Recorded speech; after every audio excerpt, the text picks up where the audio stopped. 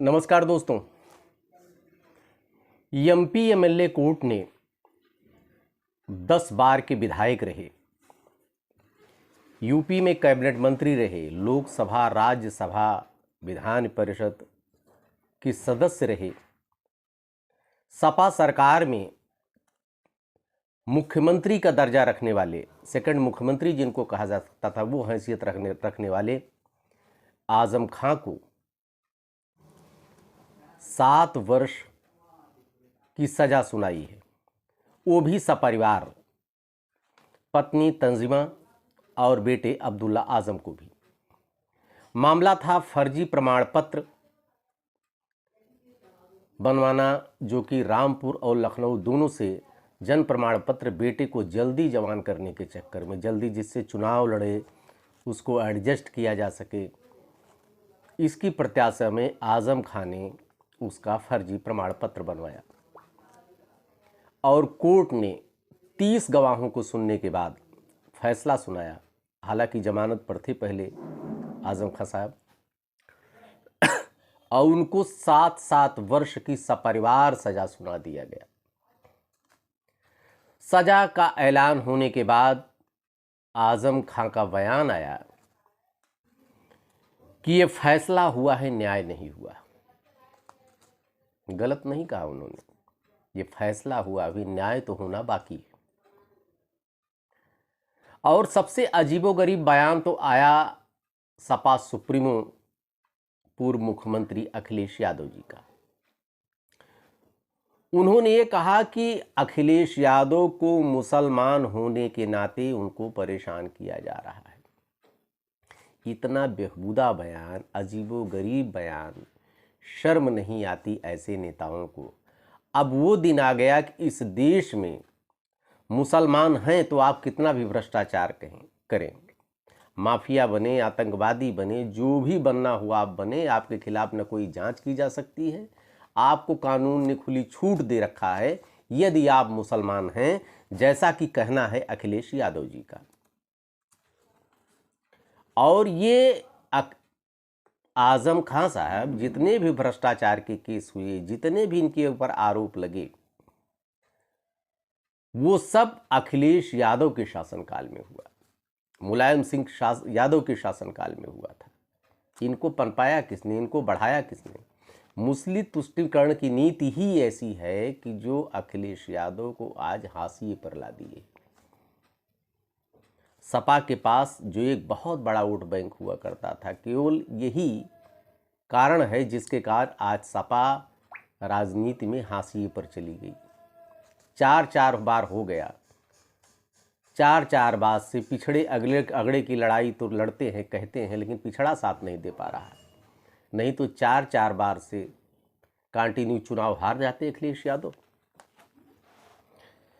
जो फर्जीवाड़ा हुआ है उसकी बात मैं करता हूं। अभी तो फिलहाल एक सजा हुई है, अभी तो पता नहीं कितने भ्रष्टाचार हैं मोहम्मद आजम खां के जो भी खुलने बाकी हैं।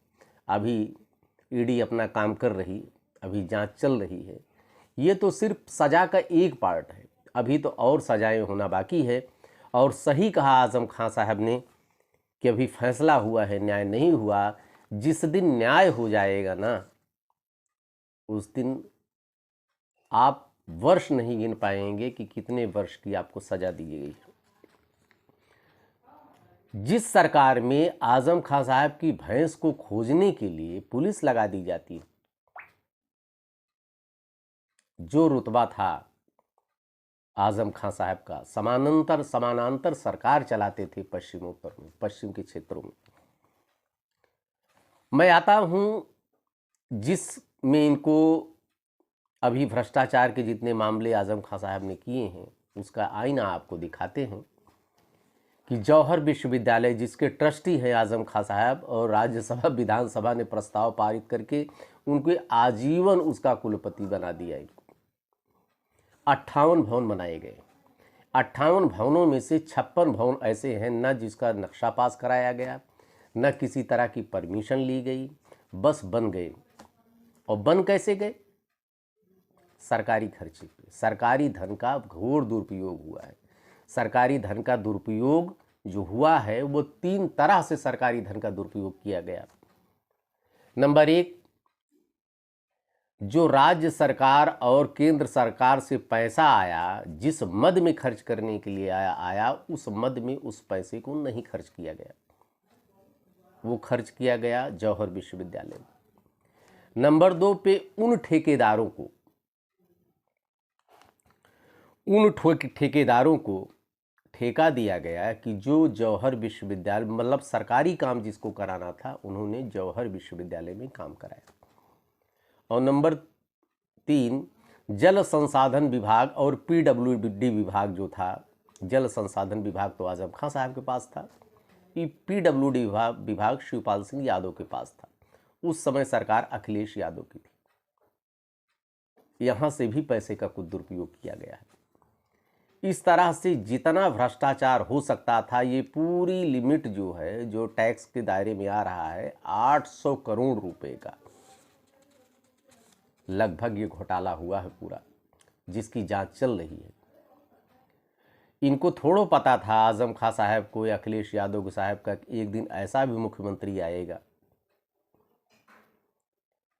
जो इन सब चीज़ों की जांच कराएगा। वो जानते थे कि सपा सरकार तो सब दिन रहनी है, कभी तो दिन बदलेगा नहीं हमारा। तो जैसा मैंने आपको बताया कि जल संसाधन विभाग जो था वो था आजम खां साहब के पास, पीडब्ल्यूडी विभाग जो था वो शिवपाल सिंह यादव के पास था, सरकार जो थी अखिलेश यादव की थी। इसलिए इस भ्रष्टाचार को खुला संरक्षण अगर किसी ने दे रखा था तो वो अखिलेश यादव जी ने दे रखा था। जांच चल रही है, जांच की तपिश निश्चित रूप से जान लीजिए कि चाचा भतीजे तक अवश्य आनी है। हमको तो लगता है कि यही कारण है कि सपा मजबूती के साथ आजम खां का साथ नहीं दे पाई। बताइए, मुलायम सिंह यादव बलात्कार के केस में, जो दोषी माँ बेटी के बलात्कार के केस में वो था, पर गायत्री प्रसाद प्रजापति से मिलने चले गए जेल में, लेकिन वही आजम खां साहब 1.5-2 साल तक जेल में रहे। बाप बेटे को इसकी परवाह नहीं थी। न कभी कोई धरना किया, न कोई प्रदर्शन किया, न अरे रामपुर न बंद करवाया आपने, 100 साइकिल लेकर कहीं नहीं गए। बट ट्विटर, केवल ट्विटर पर खेल इनका जारी है। ट्विटर पर हम आजम खां साहब के साथ हैं। अब तब नए आ गए, अब तो कांग्रेसी भी आ गए। वही कांग्रेसी जो जुलाई 2019 में उस समय गवर्नर हुआ करते थे नाइक साहब,